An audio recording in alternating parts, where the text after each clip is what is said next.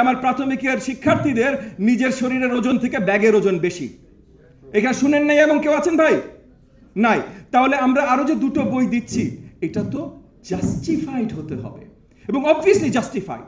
Sports education, cultural education, এটার জাস্টিফিকেশনটা এত বড় যেটা আলাদা করে আলোচনারও দরকার নাই। তবু আমি জানি আপনারা সবাই জানেন এটার জাস্টিফিকেশন। কিন্তু এই বইটা যদি ওই কারিকুলামের অন্তর্ভুক্তি পরে যে না হতে পারে, যদি এটাকে বাইরে রেখে আবার নতুন করে কারিকুলাম আবার নতুন আবার টেক্সট বুক সাজাতে হয় 28 যে, তাহলে কিন্তু এটা সার্থকতা আমরা কাউকে দেখাতে পারবো না। সো ওই জায়গা থেকে আপনারা এই যে ডিজাইনের কাজটা নিয়েছেন এটা অনেক বড় কাজ এবং এগেন আপনাদেরকে ধন্যবাদ, অন্তঃস্থল থেকে ধন্যবাদ জানাই। এত বড় দায়িত্বগুলো আপনারা আমাদের শিক্ষার্থীদের জন্য নিচ্ছেন এটার জন্য।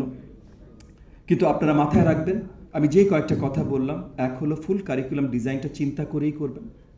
একই সাথে টেক্সট বুক, মানে টেক্সট বুকেরও যে 5টা ভ্যারিয়েশন যেটা বললাম, এগুলোর কথাও চিন্তা করে আপনারা আজকে যখনই টিচারের ট্রেনিং ফ্যাসিলিটি, আরেকটা গুরুত্বপূর্ণ বিষয়, কারণ আমি মিউজিক ফ্যাসিলিটি কতখানি দিতে পারছি, ড্রামা ফ্যাসিলিটি কতখানি দিতে পারছি, আমি স্পোর্টস ফ্যাসিলিটি কতখানি দিতে পারছি, দাবা আমি সহজে ফ্যাসিলিটি দিতে পারছি, ক্রিকেট হয়তো আমি সহজে ফ্যাসিলিটি দিতে পারছি না, ফুটবল এটা হয়তো রিলেটিভলি সহজে আমি ফ্যাসিলিটি দিতে পারছি, আমি প্রাথমিকের কথা বলছি, মাধ্যমিকের না।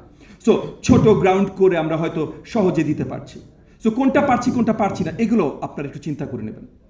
বিকজ এগেন এই প্রত্যেকটা জিনিস বৃহত্তর কারিকুলামের অংশ হতে হবে।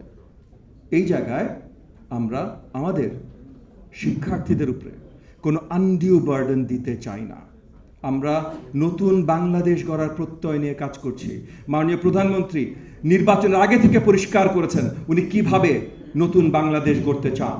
এমন বাংলাদেশ গড়তে চান শুধু আমাদের মনে থাকবে না সবার আগে বাংলাদেশ, পুরো বিশ্বব্যাপী এই জিনিসটা রেকগনাইজড হবে যে সবার আগে যাচ্ছে বাংলাদেশ।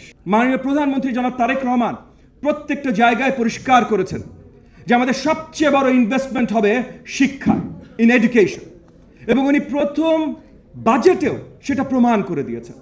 তো সেই জায়গা থেকে আমাদের উপরে আজকে এখানে যারা উপস্থিত আছেন সকলে এক্সপার্ট, কিন্তু আপনাদের সকলের উপরে অনেক বড় দায়িত্ব আছে।